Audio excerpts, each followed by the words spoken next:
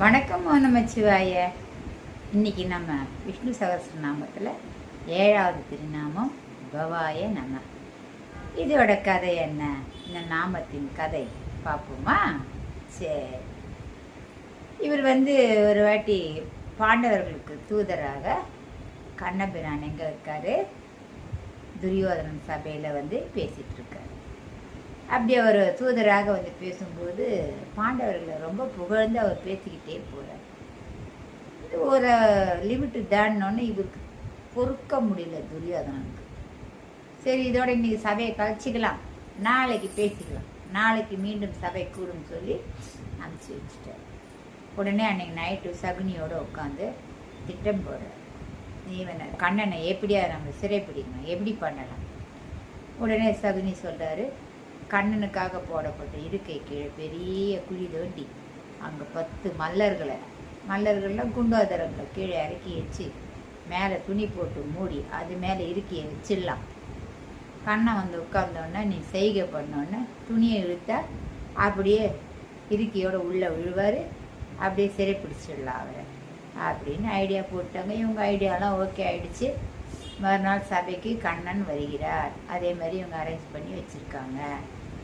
Arrange பண்ணோன்னு எப்பவும் போல் கண்ணபிரான் ஆரம்பிக்கிறாரு. நீ பாண்டவர்களுக்கு கொடுக்க வேண்டிய ராஜ்யத்தை கொடுத்து விடு, அப்படின்னா மகாபாரதம் தொடங்கும். அப்படி தொடங்கினா நீ உன் சகோதரர்களும் எல்லாரும் இறந்து விடுவீர்கள் அப்படின்ற ஒரு வார்த்தையை சொல்கிறார். உடனே துரியோதனன், நாங்கள்லாம் இறந்து போகிறதுக்காக பிறந்திருக்கோம், நீங்கள் பாண்டவரை பற்றி பேசுறதுக்கு தூதராக தனியால் இங்கே மாட்டிகிட்டு இருக்கேன், நீ முதல்ல இங்கேன்னு தப்பிச்சின்னு போறியா பாரு, உன்னை பார் என்ன பண்ணுறேன், சிறைப்பிடிக்கிறேன் பார் அப்படின்னு சொன்னோன்னே கோபமாக வந்தது மகாவிஷ்ணுவுக்கு, கண்ணனுக்கு. அங்கேருந்து தன்னுடைய விஸ்வரூபத்தை காட்டினார். அவர் விஸ்வரூபத்தை காட்டும்போது அவருடைய உடல் பகுதிகளிலேயே இந்த மகாபாரத இந்த சபையில் நடக்கிறது, இனிமேல் நடக்க போவது, யுத்தகலம் எல்லாமே காட்சி வாரியாக தெரிந்தது எல்லாருக்கும். உடனே அதுக்கப்புறம் என்னென்ன நடந்ததுன்னு உங்கள் எல்லாருக்குமே தெரியும். பயந்தான், அவ்வளோதான். அதுக்கப்புறமா யுத்தம் ஆரம்பிச்சிடுச்சு. இதை ஒரு மயில் தன்னுடைய இறகை அப்படியே மறைத்து வைத்திருக்கும். அதனுடைய தொகை விரித்து ஆடும்போது தான் அந்த மயிலுடைய சுரூபத்தை நம்ம பார்க்க முடியும். அப்படி பகவானுடைய உடம்புல நாம் எல்லாமே மயில் இறகு போல் நம்முடைய எல்லார் வாழ்க்கையுமே அமைஞ்சிருக்கு.